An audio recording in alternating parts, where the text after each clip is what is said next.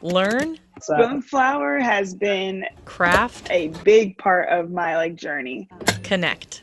and they are encouraging connection over commerce.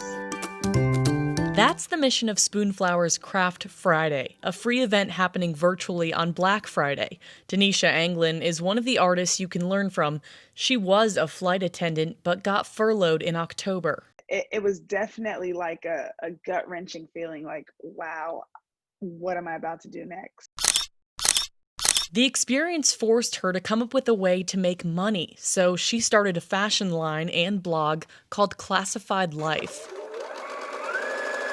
Now on Craft Friday, she's showing you how to make your own hair scrunchie. I just keep imagining like families doing that, and just it brings me so much joy. So that's how I see inspiration when I'm looking at magazines. Another creator, Janetta Gonzalez, is showing you how she approaches pattern design by teaching people how to make mood boards. Why not be spending time together doing something fun and creative and really enjoying learning something new? Craft Friday is a virtual event that anyone can participate in all over the globe.